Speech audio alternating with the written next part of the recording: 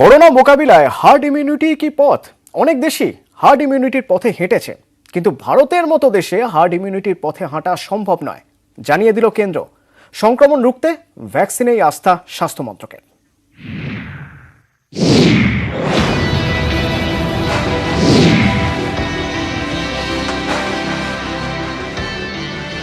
দেশে রোজ রোজ সংক্রমণের রেকর্ড। এই পরিস্থিতির মধ্যে করোনা যুদ্ধে হার্ড ইমিউনিটি নয়, ভ্যাকসিনেই ভরসা রাখছে কেন্দ্র।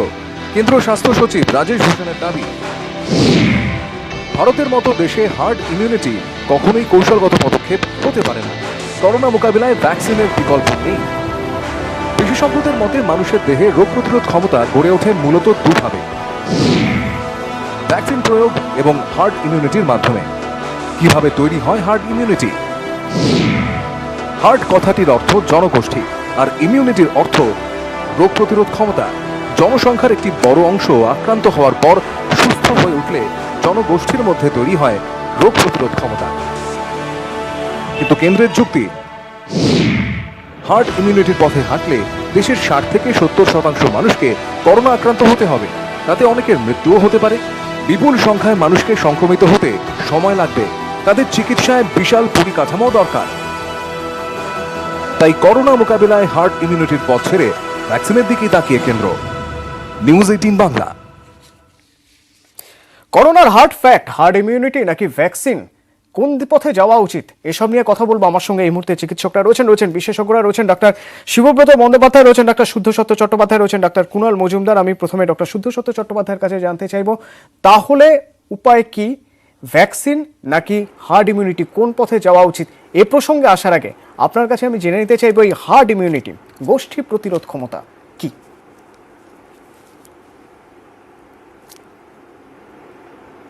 না, এটা নিয়ে আমরা বহুভাবে আলোচনা করেছি। হার্ড ইমিউনিটি মানে দুটো জিনিস আমরা বলতে পারি। একটা হচ্ছে যে ইনফেকশনটা একটা জনবহুল এলাকায় এসছে, আমি ছোট একটা যদি এলাকা ধরি, সেই এলাকায় যেভাবে সেই ইনফেকশনটা স্প্রেড করে, সেটা যদি স্প্রেড করতে করতে একটা এলাকার 50 থেকে 70% মানুষকে ইনফেক্ট করে ফেলতে পারে, এবং সেই জায়গাতে যদি সেই মানুষগুলোর মধ্যে তার জন্য যে প্রতিরোধক আইজিজি বলি আমরা, ইমিউনোগ্লোবুলিন, সেটা যদি ডেভেলপ করে এবং সেটা যদি সাস্টেইন করে, তখন সেটাকে হার্ড ইমিউনিটি বলা হয়। এবং দেখা যায় যে এই জায়গাটাতে পৌঁছলে সেই পার্টিকুলার এলাকাতে ওই ইনফেকশনটার আস্তে আস্তে নিষ্ক্রিয় হয়ে যায় এবং মানুষ অসুস্থ হওয়া কমে যায় এবং সুস্থতার সংখ্যা বাড়তে বাড়তে আস্তে আস্তে ওই ইনফেকশনটার রোগ এবং ক্ষতিকারক দশা চলে যায়। কিন্তু এই জিনিসটাকেই যদি আমি বড় অংশে ভাবি, যে এত বড় একটা পপুলেশনে এই জায়গায় যাওয়াটা আদৌ সম্ভব কিনা। আমি দেখেছি ধারাবি, আমি দেখেছি কলকাতার বিভিন্ন বস্তি অঞ্চল, সেই এক জায়গায় কোথাও 57% পাওয়া যাচ্ছে, কোথাও পাওয়া যাচ্ছে 14%।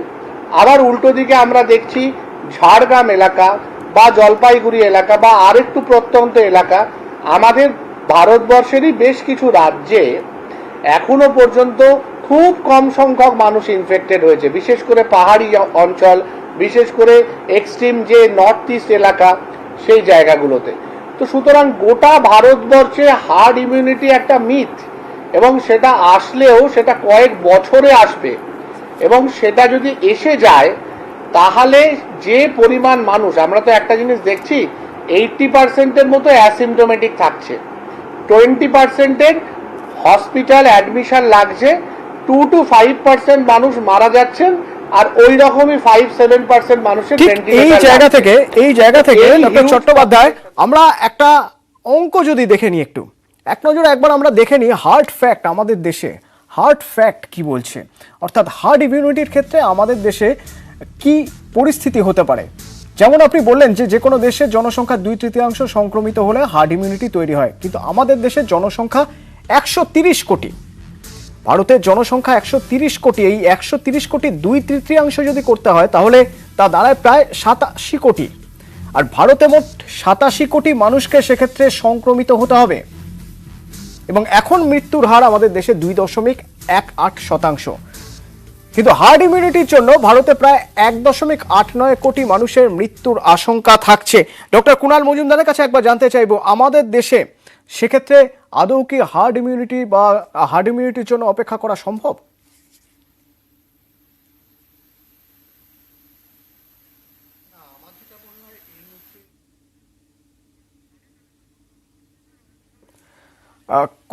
কোথাও একটা অডিওর সমস্যা হচ্ছে। ডক্টর মজুমদারের সঙ্গে কথা বলবো। ঠিক একই প্রশ্ন আমি ডক্টর শিবব্রত বন্দ্যোপাধ্যায়ের কাছেই জেনে নিতে চাইবো, আমাদের দেশে কি হার্ড ইমিউনিটির জন্য অপেক্ষা করা সম্ভব? দেখো অতনু, আমি আনন্দবাজার পত্রিকাতে আজকে হার্ড ইমিউনিটি নিয়ে একটি বিশেষ প্রতিবেদন খুব গভীর মনোযোগের সঙ্গে পড়াশোনা করেছি।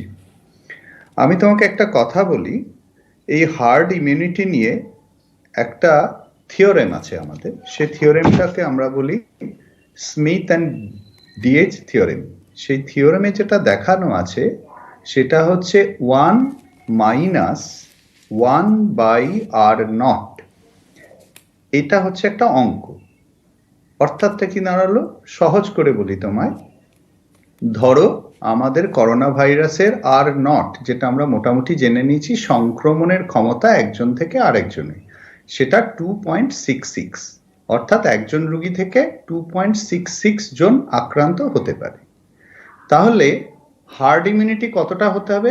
1 - 1/2.66, সেটাকে পার্সেন্টেজে কনভার্ট করতে হবে। করলে দাঁড়ালো 62%। তার মানে hard immunity 62% of total Indian population, সমস্ত ভারতবাসীর 62%কে যদি আক্রান্ত হয়, তবে গিয়ে তুমি একটা অপটিমাম হার্ড ইমিউনিটি তৈরি হতে পারে। এইবারে 138 কোটি তুমিই দেখালে এখনই, তার 62% দাঁড়ায় 85 কোটি। এবারে এই 85 কোটি লোককে আক্রান্ত হতে হবে। এবারে তুমি একটা জিনিস জানবে, আমার যে টোটাল যে লোক আক্রান্ত হয় তার 15% লোক কিন্তু সিরিয়াস থাকে। একটা কথা বুঝে নিতে হবে। এবং যে লোকগুলো সিরিয়াস থাকে তার 15% লোক মারা যাবে। সুতরাং তুমি যদি প্রজেক্টেড ডেথটা ভাবো, সেটা দাঁড়িয়ে যাবে প্রায় 2 কোটির কাছাকাছি। 138 কোটি দেশবাসীতে 2 কোটি লোকের মৃত্যু যদি প্রজেক্টেড ডেথ হয়, তাহলে সেই তথ্যটাকে কখনো সহজে অ্যাকসেপ্ট করা যাবে না। এটা হচ্ছে প্রথম বিষয়। দ্বিতীয়ত হচ্ছে, এগুলো তো অঙ্কের থিওরেম, এর অনেক ফ্যালাসি আছে। সেটা 2 কোটি না হয়ে 1 কোটি হতে পারে, 1 কোটি না হয় 50 লক্ষ হবে। তো 50 লক্ষ লোকেরও মৃত্যু তো কম নয়। আমরা 30,000 35,000 মারা গেছে তাতেই রেডে করছি, তাই না? তো এইটাই যখন 2 লাখ হবে তখনই সংখ্যাটা খুব একটা কম নয়। ডক্টর বন্দ্যোপাধ্যায়, কম নয়। এই একই বিষয়ে আমি জেনে নিতে চাইবো একটু, ডক্টর পার্থপ্রতিম মজুমদার আমাদের সঙ্গে এই মুহূর্তে রয়েছেন। যে পরিস্থিতি বা যে জায়গায় আমরা এখনো দাঁড়িয়ে রয়েছি, আমাদের দেশের যা জনসংখ্যা, তাতে যদি আমাদের হার্ড ইমিউনিটির কথা ভাবতে হয় বা হার্ড ইমিউনিটির জন্য অপেক্ষা করতে হয়, তাহলে প্রচুর মানুষের মৃত্যু হবে। সংখ্যাটা 50 লক্ষ থেকে 2 কোটি পর্যন্ত হতে পারে। আদৌ কি সেটা অপেক্ষা করা সম্ভব আমাদের?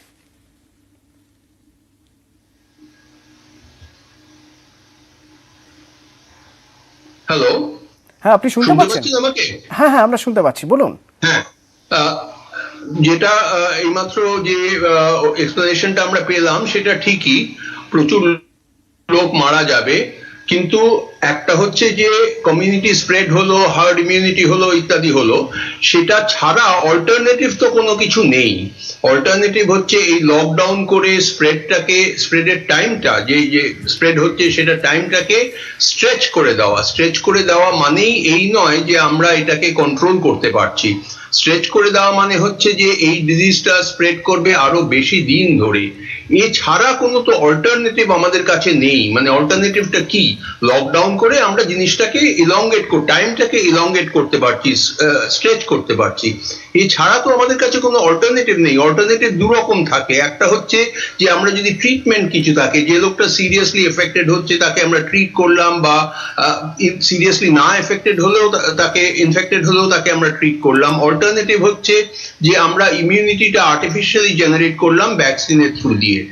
এখন যদি এইটা লজিক হয় যে স্ট্রেচ করলে ভ্যাকসিন এসে যাবে, সুতরাং ভ্যাকসিনেশন করে লোকেদের ইমিউনিটি গ্রো করাবো, তাহলে লোকেদের মৃত্যুর হার কমবে, সেটা ঠিক আছে। কিন্তু সেটা ভ্যাকসিন কবে আসবে, কি হবে, সেটা তো আমরা জানি না।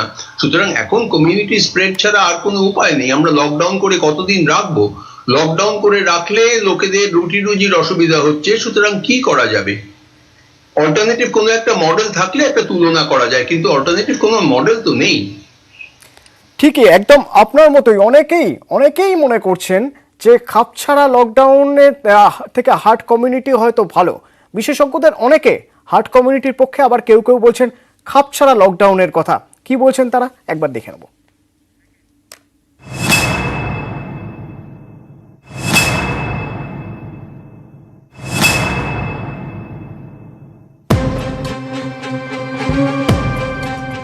করোনা মোকাবিলায় বিশ্বজুড়ে চলছে ভ্যাকসিন যুদ্ধকালীন তৎপরতায় ভ্যাকসিন আনার চেষ্টা চলছে, কিন্তু যতদিন না তা হাতে পাওয়া যাচ্ছে ততদিন কিভাবে মোকাবিলা করা যাবে সংক্রমণ? বিশেষজ্ঞদের একাংশের মতে এখন প্রয়োজন হার্ড ইমিউনিটির, অর্থাৎ গোটা জনগোষ্ঠীর মধ্যে প্রাকৃতিকভাবেই রোগ প্রতিরোধ ক্ষমতা তৈরি হতে দেওয়া।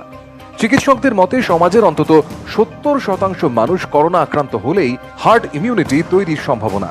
কোনো ভাইরাস শরীরে ঢুকলে শরীরে প্রতিরোধ ক্ষমতাও তৈরি হতে শুরু করে। নির্দিষ্ট সময়ের জন্য শরীরে ইমিউনিটি তৈরি হয়, তাই অধিকাংশ মানুষ আক্রান্ত হলে অধিকাংশ মানুষের মধ্যে রোগ প্রতিরোধ ক্ষমতাও তৈরি হয়।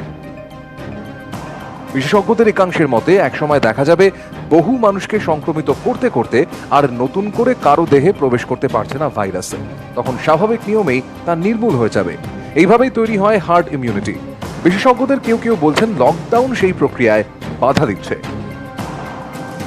হঠাৎ লকডাউন করে এভাবে সংক্রমণের শৃঙ্খল বা চেন অফ ট্রান্সমিশন ভাঙা যাবে না, কারণ একদিন লকডাউন করে সবাইকে ঘরবন্দি রাখা হলো, আবার তার পরদিনই সব খুলে দেওয়া হলো। সংক্রমণ রোখা এভাবে সম্ভব নয়। যে কোনো ভাইরাসের সংক্রমণ একটা নির্দিষ্ট দিনে তুঙ্গে ওঠে, নির্দিষ্ট দিনে সেটা সর্বোচ্চ পর্যায়ে পৌঁছয়, সেই দিনকে বলা হয় পিক। তারপর ক্রমশ কমতে কমতে নির্মূল হয়ে যায় ভাইরাস। 14 দিন থেকে 21 দিন করোনা ভাইরাস কারো শরীরে থাকে। এর মধ্যে কোন দিনটা পিক তা এখনো স্পষ্ট নয়। যদি স্পষ্ট হতো তবেই হঠাৎ লকডাউনে লাভ হতো। তাই বিশেষজ্ঞদের একাংশের মতে যতদিন না ভ্যাকসিন হাতে আসছে ততদিন হার্ড ইমিউনিটির পথেই এগোনো উচিত।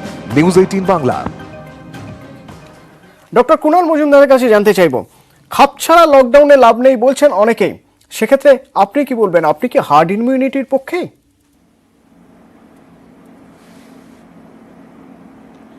দেখুন, যেটা খুব স্পষ্ট যে একটা হার্ড ইমিউনিটি ডেভেলপ করতে গেলে যে সংখ্যক মানুষকে সংক্রমিত হতে হবে তাতে কিন্তু প্রচুর মানুষ অসুস্থ হবেন, প্রচুর মৃত্যু হবে, এবং আমাদের যে স্বাস্থ্য পরিষেবা, যেটা আমাদের হেলথ কেয়ার ডেলিভারি সিস্টেম আছে, তার উপর কিন্তু প্রচুর চাপ পড়বে।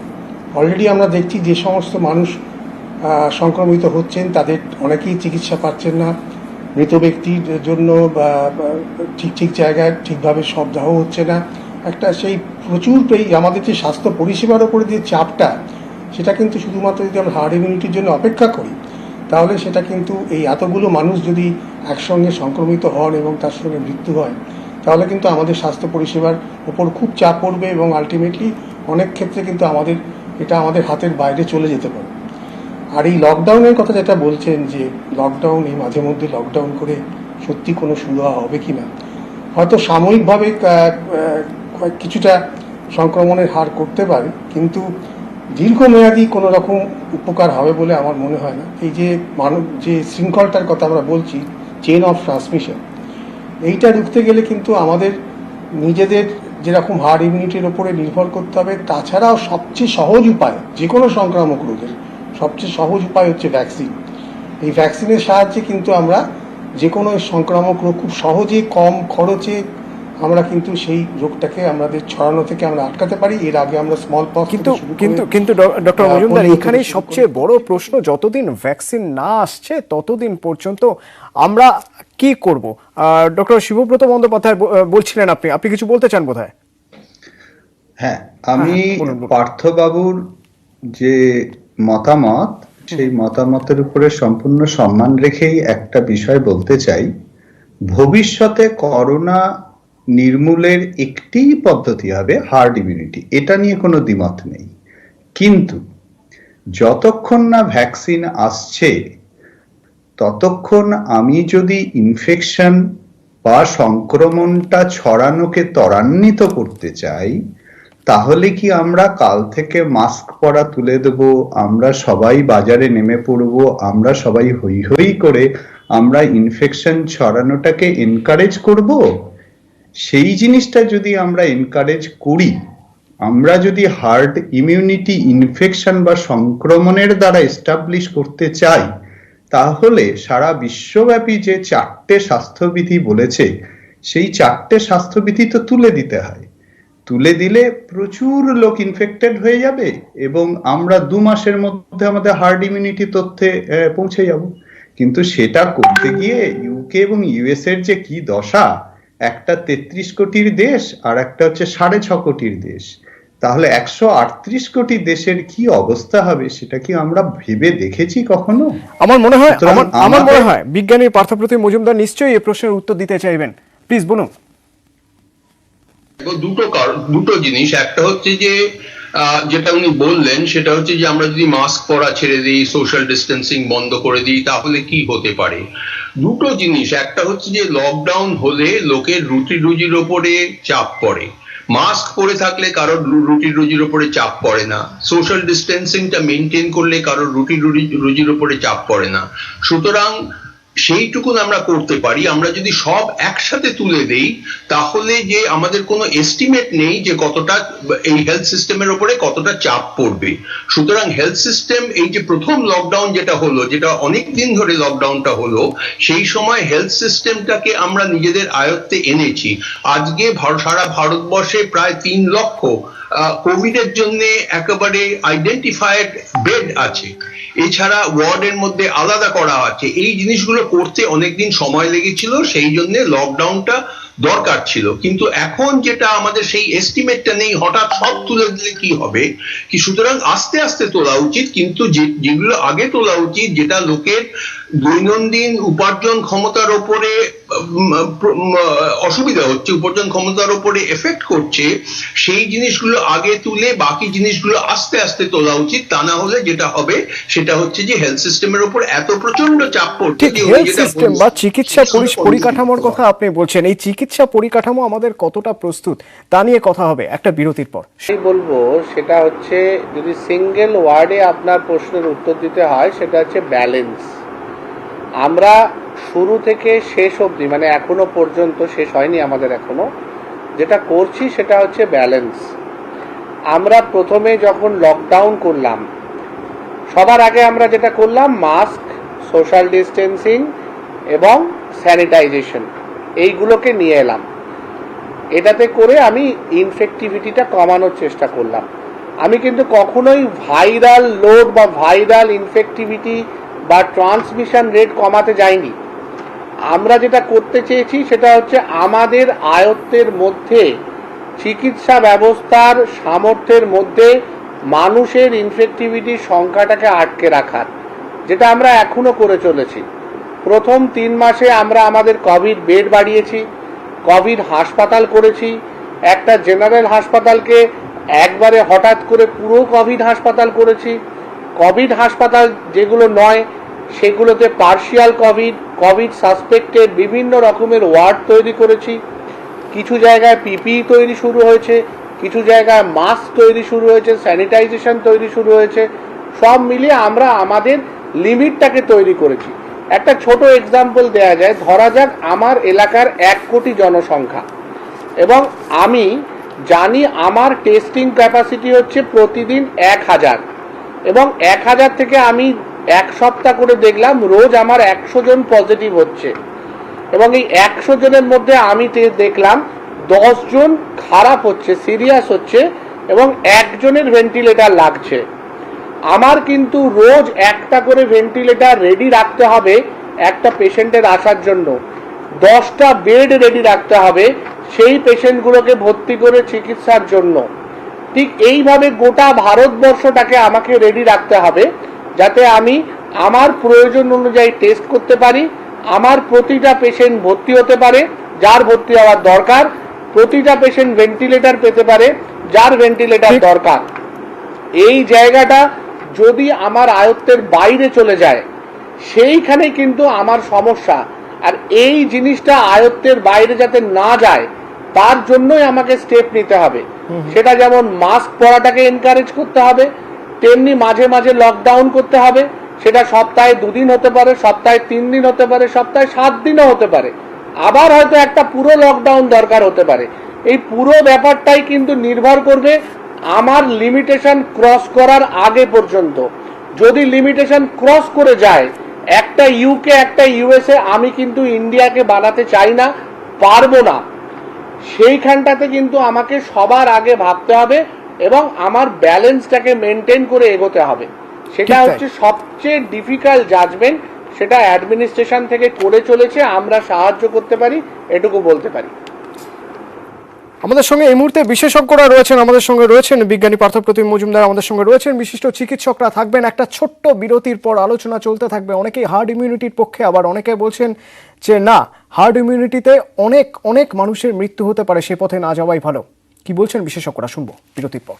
एक साथ खाना बना के तो देख। কোথাও ভাবা হয়েছে, কোথাও কোথাও হার্ড ইমিউনিটির মডেল বা হার্ড ইমিউনিটির মডেল প্রয়োগও করা হয়েছে। সেই সব জায়গা থেকে যদি উদাহরণ টানা যায়, তাহলে কি বলবেন, আমাদের মতো দেশে হার্ড ইমিউনিটি, আদৌ কি হার্ড ইমিউনিটির পথে আমাদের যাওয়া উচিত?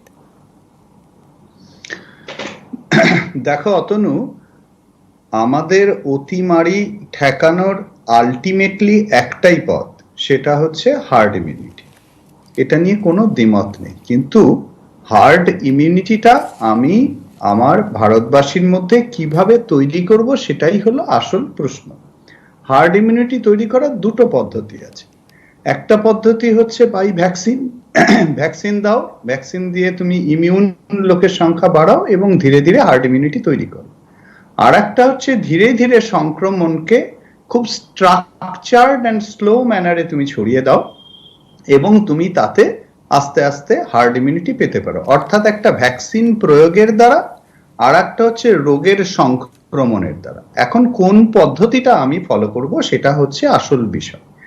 ভ্যাকসিনের দ্বারা হার্ড ইমিউনিটি যদি গড়ে তুলতে পারি, সেক্ষেত্রে আমাদের মতো দেশে, যেখানে স্বাস্থ্য পরিকাঠামো সারা পৃথিবীতে 157, একটু উন্নতি করে 147তম স্থানে আছি আমরা, সেখানে আমরা যতগুলোই কোভিড হাসপাতাল করি, সেই কোভিড হাসপাতালের দশা যে কি, সেটা যারা যায় তারাই একমাত্র জানে। তো সে মতো একটা অবস্থায় সেই স্বাস্থ্য পরিকাঠামোতে সংক্রমণ ছড়িয়ে হার্ড ইমিউনিটি তৈরি করাটা একটা বিরাট চ্যালেঞ্জ হয়ে যাবে। কিন্তু যদি আমরা একটু একটু করে সংক্রমণ ধীরে ধীরে খুব স্ট্রাকচার্ড ম্যানারে, যেটা আমাদের মিটিগেশন পলিসিতে যেটা ছড়াচ্ছে, তার দ্বারা যদি ধীরে ধীরে একটা হার্ড ইমিউনিটি হতে থাকে এবং এর মধ্যে যদি 3 মাস, 4 মাস, 6 মাস, 8 মাসে যদি আমরা একটা ভ্যাকসিন আস্তে আস্তে হাতে পেয়ে যাই, তাহলে সেটা আমাদের জন্য খুবই মঙ্গল। এর অর্থ আমি তোমায় একবারও বলছি না যে আমরা ভ্যাকসিন পেয়ে যাব খুব শিগগির, কিন্তু আমাদের ভ্যাকসিনের দ্বারা হার্ড ইমিউনিটি তৈরি করতে পারলে সেটা আমাদের মতো দেশের জন্য অনেকটা মঙ্গল। বিজ্ঞানী পার্থপ্রতিম মজুমদারের কাছে একটু জানতে চাইবো, আপনি একটু আগেই বলছিলেন যে রুজি রোজগারের কথাও ভাবতে হবে, অন্তত সেদিকটা ভেবে, যাতে কিছুটা হলেও সব জায়গায় ছাড় দেওয়া যায়, সেদিকটা ভাবতে হবে। এখানে একটা খুব গুরুত্বপূর্ণ বিষয় রয়েছে, রুজি রোজগারের কথা ভাবতে গিয়ে বা মানুষ যাতে নিয়মিত বেরোতে পারেন জীবিকার জন্য, সেটা ভাবতে গেলে ট্রান্সপোর্টেশনের ব্যবস্থা করতে হবে। সেক্ষেত্রে ট্রেন চালাতে হবে, সেটা তো কোনোভাবেই সম্ভব নয়। কিন্তু যদি হার্ড ইমিউনিটির পথেই আমাদের ধীরে ধীরে এগোতে হয়, তাহলে তো এবার গণপরিবহনও পুরোপুরি চালু করে দিতে হবে। আপনার কি মনে হয়? আমার যেটা মনে হয় সেটা হচ্ছে যে, আমি একটু আগে যিনি বললেন, আমি তার সাথে একেবারে একমত যে দুটো উপায় আছে। একটা হচ্ছে ভ্যাকসিন, যেটা আমাদের নাগালের মধ্যে এখনো নেই, কবে আসবে সেটা আমরা এখনো জানি না। দ্বিতীয় হচ্ছে যে স্ট্রাকচার্ড ওয়েতে ইনফেকশনটা ছড়ানো। সেই স্ট্রাকচারিংটা আমরা কিভাবে করব, সেইটাই হচ্ছে যে আমরা যে যে যে কদিন আমরা এই প্রথম দিকে টানা লকডাউন করেছিলাম, সেটা আমি একটা মানে বুঝতে পারি। কারণ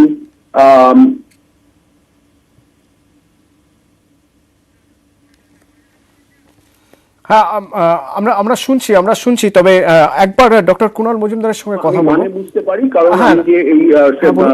স্বাস্থ্য পরিকাঠামোটা নিজেদের আয়ত্তে আনার জন্য এবার আমি স্ট্রাকচার ওয়েতে কিভাবে সরাবো, আমি লকডাউনটাকে আরো বেশি এক্সটেন্ড করতে পারি। সেটা এক্সটেন্ড করলে যেটা লোকের অসুবিধা হচ্ছে সেটা হচ্ছে যে লোকে রোজগার করতে পারছে না, স্টারভেশনের দিকে যাচ্ছে, সেইগুলো আমাদের ভাবতে হবে। এবার আমরা যদি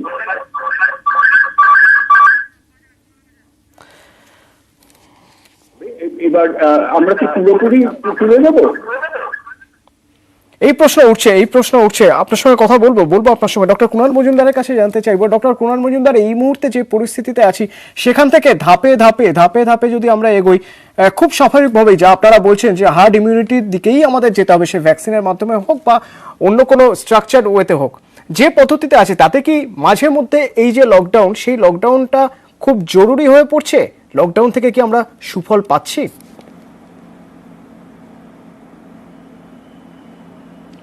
দেখুন, যেটা আমি আগেও বললাম যে হ্যাঁ, হয়তো মাঝে মধ্যে লকডাউনটা করা ভালো, কারণ তাতে হয়তো কিছুটা সাময়িকভাবে কিছুটা আমাদের সংক্রমণের হার কমতে পারে, কিন্তু অনন্তকাল ধরে মানুষকে তো লকডাউনের মধ্যে রেখে দেওয়া খুব মুশকিল। তাতে একটু আগে যেটা ওনারা বললেন যে অনেক আর্থসামাজিক সমস্যা হচ্ছে, আরও অনেক বড় বড় সমস্যা হচ্ছে, যারা রুটি রোজগারের সমস্যা হচ্ছে। কাজেই এই লকডাউনটার যে পরে যেই আনলক ফেজ আসছে তখনই কিন্তু মানুষ আরো বেশি করে রাস্তায় বেরিয়ে পড়ছে। ফলে হচ্ছে কি, যে যেটা আমরা বলছিলাম যে ভিড় বা সমাবেশ, এই যেগুলোতে আরো তাড়াতাড়ি ইনফেকশন স্প্রেড করে, সেইগুলো কিন্তু থেকে যাচ্ছে, বরঞ্চ আরো বেশি করে চলে আসছে। বাজারে বলুন বা যে সমস্ত জায়গায় দোকানে বলুন, লকডাউনের আগের দিন বা তার পরের দিন। ফলে সেক্ষেত্রে কিন্তু আমাদের যে মূল উদ্দেশ্য, যেটা যে ট্রান্সমিশনটা কমানো, চেইন অফ ট্রান্সমিশনটা কমানো, বা সেইটা কিন্তু খুব একটা লাভ হচ্ছে না। কাজেই লকডাউনটাও যদি করতে হয় খুব প্ল্যান্ড ওয়েতে করতে হবে। আর একটা বড় ব্যাপার যেটা আমার মনে হয় কি, মানুষকে কিন্তু সচেতন হতে হবে, সেটাই সবচেয়ে বড় ব্যাপার। যে এখন হয়তো আমাদের কাছে ভ্যাকসিন কবে আসবে আমরা জানি না, এবং এই লকডাউনও দীর্ঘকাল ধরে চালিয়ে যাওয়া যাবে না। কারণ নিজেকে রোগ থেকে মুক্ত রাখার জন্য নিজেকে, যেটা বারবার ওনারা বলছেন, মাস্ক পরা, বারবার হাত ধোয়া, ফিজিক্যাল ডিস্টেন্স মেনটেন করা, এইগুলো কিন্তু মানুষের অভ্যেসের মধ্যে আগের থেকে নিশ্চয়ই মানুষ অনেকটা, এখন আগে প্রথম যেরকম ছিল তার থেকে অনেকটা উন্নতি হয়েছে। এখন অনেকেই মাস্ক পরছেন, অনেকেই ফিজিক্যাল ডিস্টেন্স। কাজে অভ্যেসটা কিন্তু আমাদের আরো বেশি তৈরি করতে হবে, এবং আমাদের একটা বড় লক্ষণ, যদি আমরা নিজেদের যদি আমরা রক্ষা করতে পারি, তাহলে কিন্তু এই ট্রান্সমিশনটা অনেকটা আমাদের মধ্যে রাখতে পারবো। কিন্তু শুধুমাত্র হার্ড ইমিউনিটির ওপর যদি নির্ভর করতে হয়, তাহলে কিন্তু অধিক সংখ্যক মানুষ অ্যাফেক্টেড হবেন, তার থেকে মৃত্যুর হারও বেশি হবে, আমাদের স্বাস্থ্য পরিষেবার ওপরে কিন্তু প্রচুর চাপ পড়বে। কাজে সব কিছু একসঙ্গে একটা ব্যালেন্স পেতে দেখতে হবে। কারণ আমাদের মতো দেশে, যেখানে আমাদের পপুলেশন এত বেশি, এবং এখানে ডক্টর পপুলেশন বলুন বা রেশিও যেটা আমরা বলি, যে বেড পার পেশেন্ট বা ডক্টর পার পেশেন্ট পপুলেশন, এই রেশিওগুলো কিন্তু এই উন্নত দেশগুলো থেকে, আমেরিকা বলুন বা অন্যান্য জায়গাটার থেকে অনেক কম। কারণ আমাদের পপুলেশন এত বেশি, আমাদের সেই অনুযায়ী সেরকম পরিকাঠামো, ইনফ্রাস্ট্রাকচার বলুন, ম্যান পাওয়ার বলুন, ইকুইপমেন্ট অত নেই। আগে থেকে আমরা অন্তত প্রথম দিকে হয়তো লকডাউনে যেটা আমাদের দরকার ছিল, সেটা অনেকটা পরিকাঠামো অনুযায়ী আমরা অনেকটা গুছিয়ে ফেলেছি নিজেদের।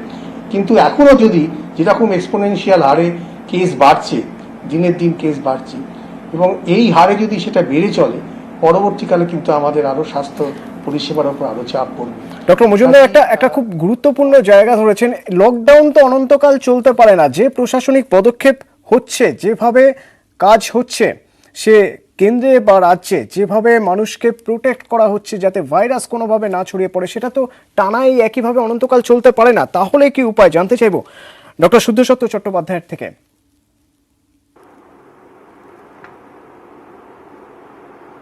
না, দেখুন, এখনকার যে মডেলটা আমরা ফলো করছি, ফরচুনেটলি বলুন আনফরচুনেটলি বলুন, এটাই আমাদের এখন ফলো করে যেতে হবে যতদিন না ভ্যাকসিন আসছে। এর মধ্যে কয়েকটা জিনিস আমার মনে হয় একটু দেখা গেলে ভালো হয়। যেমন 2019 এই বছরটাতে আমরা দেখেছি যে আমাদের টোটাল নাম্বার অফ ডেথ গোটা ভারতবর্ষে হচ্ছে 1,70,00,000 মানুষ। আমরা তো এই বছর 6 মাস কাটিয়ে ফেলেছি। তো এইখানে একটা অ্যানালিসিস করে দেখতে হবে যে টোটাল ডেথ রেটটা এই কোভিডের জন্য বেড়েছে কি কমেছে, মানে অন্যান্য অসুখগুলোর কি স্ট্যাটাস, যেটা আমরা একদমই আজকাল কোভিডের জন্য নজরে পড়ছে না আমাদের।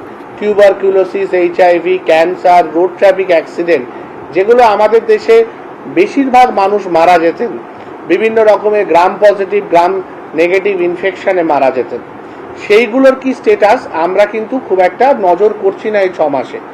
যদি দেখা যায় সেইগুলো স্ট্যাটাস অনেক কম আছে, তাহলে ওর জন্য যে রাখা বেডগুলো সেগুলোকে আমরা আস্তে আস্তে ইনফেকশিয়াস সাইডে আরও বেশি করে কনভার্ট করতে পারি, যাতে কোভিডের পেশেন্ট যারা ইনফেক্টেড হচ্ছে তাদেরকে সেখানে অ্যাকোমোডেট করা যায়, এবং আরও বেশি করে যে হাসপাতালগুলো জেনারেল হাসপাতাল ছিল সেগুলোকে কোভিড হাসপাতালে শিফট করা যায়। তবে এর মধ্যে অনেকগুলো সমস্যা আছে, শুধু একটা হাসপাতাল বা বেডকে করলে হয় না, সেখানে ডাক্তারকে PPE কিট সাপ্লাই করতে হবে, নার্সিং স্টাফকে সাপ্লাই করতে হবে, nursing staff, group D staff সবাইকে তাদের PPE কিট এবং অন্যান্য নিত্য প্রয়োজনীয় যেগুলো একটা ইনফেকশন ওয়ার্ডে লাগে, তেমনি একটা ওয়ার্ডের ভেন্টিলেশন, বহু ছোট ছোট টেকনিক্যাল জিনিস থাকে যেগুলো নন ইনফেকশিয়াস ওয়ার্ডগুলোতে সাধারণত থাকে না। তো সেইভাবে আস্তে আস্তে আমাদের আরও বেশি সংখ্যক কোভিড বেড তৈরি করতে হবে, এবং সেই অনুযায়ী আমাদের খুব স্লোলি, যেটা ডক্টর শিবব্রত একটু আগেই বললেন, যে খুব সায়েন্টিফিক ওয়েতে আমাদের ইনফেকশনটাকে কন্ট্রোল ওয়েতে বাড়াতে হবে এবং ছড়াতে হবে, যতক্ষণ না আমরা একটা ডেফিনিট ভ্যাকসিন বা একটা ডেফিনিট অ্যান্টিভাইরাল ড্রাগ কিছু পাচ্ছি, এবং সেটার মতো করে আমাদের মানে স্বাস্থ্য ব্যবস্থাটাকে আস্তে আস্তে আস্তে আস্তে রেডি করতে হবে। এটাই আনফর্চুনেটলি আগামী 3 মাস আমাদের এভাবেই চলতে হবে, যদি না কোনো ভ্যাকসিন আসে। এবং ভ্যাকসিন চট্টোপাধ্যায়, আপনি যখন ভ্যাকসিন প্রসঙ্গই তুললেন, তাহলে দর্শককে জানিয়ে রাখি যে ভ্যাকসিন তো বিশ্বের বিভিন্ন জায়গা থেকে কিছু কিছু ভালো খবর আসছে। ভ্যাকসিনের কতটা উন্নতি হচ্ছে, মানে কতটা এই অগ্রগতি হচ্ছে ভ্যাকসিন তৈরির ক্ষেত্রে, তেমনই একটা খবর আমরা একটা বিরতির পর দর্শকের সামনে তুলে ধরবো, এবং অবশ্যই থাকবেন বিশেষজ্ঞরা, থাকবেন আপনারা একটা ছোট্ট বিরতির পর।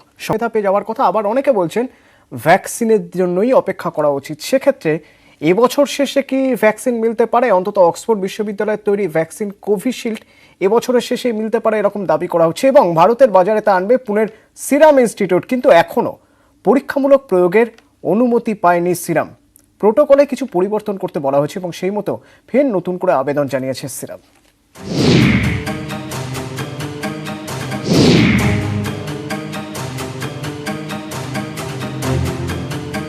কেন্দ্র বলছে করোনা মোকাবিলায় ভ্যাকসিনের কোনো বিকল্প নেই, কিন্তু কবে মিলবে সেই ভ্যাকসিন?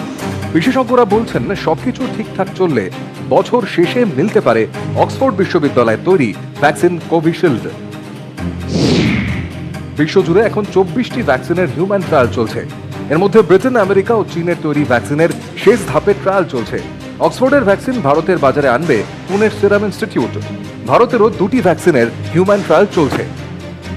বিশেষজ্ঞদের মতে যুদ্ধকালীন তৎপরতায় ভ্যাকসিন তৈরি হলেও বছর শেষের আগে তা হাতে পাওয়া সম্ভব নয়, কারণ পদ্ধতিগত কিছু বিষয় রয়েছে।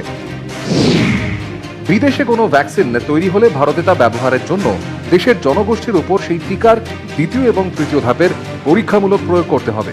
সেজন্য সিরাম ইনস্টিটিউট ভারতে ভ্যাকসিনের হিউম্যান ট্রায়ালের আবেদন জানায়। Central drug standard control organisation বা CDSCOর কাছে অনুমতি চাওয়া হয়, কিন্তু ভ্যাকসিন প্রয়োগের প্রোটোকলে কিছু পরিবর্তন করতে বলে CDSCO। ফলে প্রোটোকলে পরিবর্তন এনে নতুন করে আবেদন জানিয়েছে সিরাম। সব মিলিয়ে এখনো ভারতে কোভিশিল্ডের হিউম্যান ট্রায়ালের জন্য আরও কয়েকদিনের অপেক্ষা করতেই হবে। তাই অক্সফোর্ডের ভ্যাকসিনের হিউম্যান ট্রায়াল সফল হলেই ভারতের বাজারে তা রাতারাতি চলে আসবে এমনটা নয়। এজন্য ভারতে যারা এই ভ্যাকসিন উৎপাদন করবে সেই সংস্থার সঙ্গে চুক্তি করতে হবে। যদিও স্বাস্থ্য মন্ত্রকের বক্তব্য, এখনো দেশে ভ্যাকসিন উৎপাদন নিয়ে সিরামের সঙ্গে কোনো চুক্তি হয়নি। যদিও কেন্দ্রের আসা প্রতিষেধক আবিষ্কারের জন্য আন্তর্জাতিক সংস্থা CEPI এর সঙ্গে হাতে হাত মিলিয়ে কাজ করছে ভারত। তাই বিশ্বে কোনো প্রতিষেধক সফল প্রমাণিত হলে ভারতও তার সুফল পাবে, কিন্তু সবটাই এখন সময় সাপেক্ষ। নিউজ 18 বাংলা। সরাসরি ডক্টর শিবব্রত বন্দ্যোপাধ্যায়ের কাছে জানতে চাইবো, যেহেতু সময় কম, তার মাঝেই আপনার কাছে সংক্ষেপে একবার জেনে নেব যে হার্ড ফ্যাক্ট নিয়ে কথা বলছি আমরা করোনা, তার মধ্যে কিছুটা হলেও কি এটা আশার আলো জাগাচ্ছে না? হ্যাঁ, অবশ্যই আশার আলো তো জাগাচ্ছেই। দেখো 141টা ভ্যাকসিন পাইপলাইনে আছে, 24টা ভ্যাকসিন হিউম্যান ট্রায়ালে চলছে। তার মধ্যে ভারতবর্ষের 2টো ভ্যাকসিন, অক্সফোর্ডের একটা ভ্যাকসিন আর ইউএস এর একটা ভ্যাকসিন, 4টে ভ্যাকসিন অত্যন্ত দৌড়ে এগিয়ে রয়েছে। সুতরাং সেক্ষেত্রে যে আমরা একটা ভ্যাকসিন অদূর ভবিষ্যতে পেতেই পারি সে নিয়ে কোনো সন্দেহ নেই, কিন্তু ট্রায়াল সমস্ত কাজগুলো যেগুলো রয়েছে সেগুলোর মধ্যে দিয়েই যাব আমরা। এবং তার মধ্যে ভারত সরকার যে বসেও আছে তা নয়, তারা বিভিন্ন গ্লোবাল মাল্টিল্যাটারাল যে অর্গানাইজেশন, যেমন ধরো গাভি, সেপি, হু, এদের সঙ্গে রেগুলার তারা যোগাযোগে থাকছে যে যাতে তারা একটা হিউজ অ্যামাউন্ট পুল ভ্যাকসিন যাতে তারা পেতে পারে। তো এগুলো তো একটা অনেক আলাপ আলোচনার বিষয়, এটা তো একদিনে এক মিনিটে হওয়া সম্ভব নয়। কিন্তু এটুকু বলতে পারি, রাজ্য সরকার হোক কেন্দ্র সরকার হোক, প্রত্যেকটা দেশ কেউ হাত গুটিয়ে বসে নেই। তাদের দেশবাসীদের সুরক্ষার জন্য তারা আপ্রাণ চেষ্টা চালিয়ে যাচ্ছে। ভ্যাকসিন একটা তো এসে যাওয়ার সম্ভাবনা বিজ্ঞানসম্মতভাবে, এবং আমরা যা ট্রায়ালের রিপোর্ট দেখছি তাতে আমরা খুবই আশাপ্রদ, কিন্তু এটা একটা সময় লাগবে। সেই সময়ের জন্য আমাদের একটু অপেক্ষা করতে হবে। একইভাবে বিজ্ঞানী পার্থপ্রতিম মজুমদারের কাছে আমি জানতে চাইবো যে ট্রায়াল অ্যান্ড এরর পদ্ধতিতে ভ্যাকসিন তৈরির কাজ চলছে, ট্রায়াল চলছে একদিকে, ঠিক সেরকমভাবে ট্রায়াল চলছে কিভাবে যতক্ষণ না ভ্যাকসিন আসছে ততক্ষণ জীবন জীবিকা দুটোই বাঁচিয়ে রাখা যায়, সেই চেষ্টার জন্য বেশ কিছু পদক্ষেপ নিতে হচ্ছে, তাই নয় কি? হ্যাঁ, নিশ্চয়ই সে তো নিতে হচ্ছে এবং নিতে হবে। ভ্যাকসিনটা যেটা বললেন সেটা আমরা তো আশা করছি যে ভ্যাকসিনটা আসবে। গতকাল Indian council of medical research একটা ইন্ডিয়ান ভ্যাকসিন সিম্পোসিয়াম করেছেন এবং সেখানে অক্সফোর্ড জেনার ইনস্টিটিউটের যিনি ডিরেক্টর তিনি এসেছিলেন। তার নাম হচ্ছে এড্রিয়ান হেল। উনি যেটা বললেন সেটা হচ্ছে যে ওনারা এখনো সঠিকভাবে বলতে পারছেন না কবে বাজারে আসতে পারে এই ভ্যাকসিনটা, কারণ এখন ফেজ 3 ট্রায়াল সবে শুরু হচ্ছে। ফেজ 3 ট্রায়ালে 30,000 লোককে ওনারা রিক্রুট করছেন। সুতরাং এটা এখনো সময় সাপেক্ষ ব্যাপার, বলা যাচ্ছে না, কেউই সঠিকভাবে বলতে পারছে না যে এই অক্সফোর্ড ভ্যাকসিনও কাজ করবে কিনা, সেটা জেনারেল ইনস্টিটিউটের ডিরেক্টরও বলতে পারলেন না। কিন্তু এমতো অবস্থায় আমাদের লোকের যাতে অনাহারে না মারা যায় সেইটা ভেবে আমাদের আস্তে আস্তে লকডাউনটা তুলতে হবে। এবং আমি আবার বলছি যে এই একদিন দুদিন লকডাউন করে কি হয়, চেইন অফ ট্রান্সমিশন কিভাবে ব্রেক করে, এটা আমার কাছে আদৌ ক্লিয়ার নয়। সুতরাং যদি কন্টিনিউয়াস লকডাউন হয় তাহলে আমি বুঝতে পারি, কিন্তু যদি এই হঠাৎ একদিন দুদিন লকডাউন করে কি সুবিধা হচ্ছে সেটা বোঝা যাচ্ছে না। তবে আমি এটা বলবো যে মাস্ক পরা, সোশ্যাল ডিস্টেন্সিং, যতটা সম্ভব অ্যাসেম্বলি কমিয়ে রাখা, লোকের এক জায়গায় জড়ো হওয়ার প্রবণতা কমিয়ে রাখা। এবং এই জায়গাটায় আমি একবার ডক্টর কুণাল মজুমদারের কাছে খুব সংক্ষেপে একবার জেনে নিতে চাইবো। বিজ্ঞানী পার্থপ্রতিম মজুমদার বারবার একই প্রসঙ্গে আসছেন যে একদিন দুদিনের লকডাউনে ঠিক কতটা লাভ হচ্ছে সেটা বোঝা যাচ্ছে না, আপনার কাছ থেকে একটু জানতে চাইবো খুব সংক্ষেপে।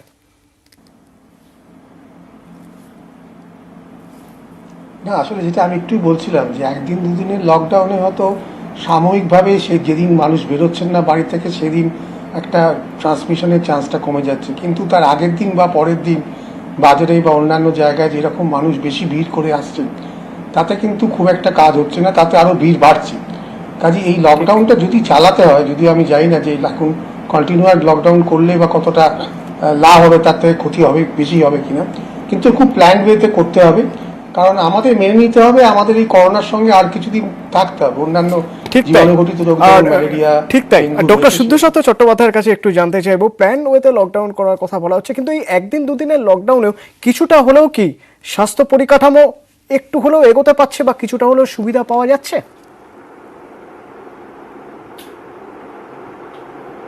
না, এটা আপনি বুঝতে পারবেন সামনের সপ্তাহ থেকে, কারণ আমরা 10 দিন মতো এখনো পর্যন্ত পুরো ব্যাপারটা শুরু করেছি। যেহেতু কোভিডের একটা ইনকিউবেশন পিরিয়ড আছে 14 ডেজ, তাই মোটামুটি ধরুন নেক্সট উইকের এন্ড থেকে, মানে ধরুন 5-7 তারিখ নাগাদ থেকে বোঝা যাবে অ্যাকচুয়ালি এই ছোট ছোট লকডাউনগুলো সফল হচ্ছে কিনা। পুরোটাই তো ট্রায়াল অ্যান্ড এরার। সুতরাং যদি এইভাবে না হয় তখন এভাবে হয়তো হবে যে 1 সপ্তাহ লকডাউন, 3 সপ্তাহ খোলা, বা 2 সপ্তাহ খোলা, 1 সপ্তাহ লকডাউন। অন্য কোনো মডেল, যে মডেলে আরো ভালো কাজ হবে, অন্য কোনো মডেল হয়তো সেক্ষেত্রে বেছে নিতে হবে। ডক্টর চট্টোপাধ্যায় অনেক ধন্যবাদ জানাবো, ডক্টর শিবব্রত বন্দ্যোপাধ্যায়কে ধন্যবাদ জানাবো বিজ্ঞানী পার্থপ্রতিম মজুমদারকে এবং ডক্টর কুণাল মজুমদারকে।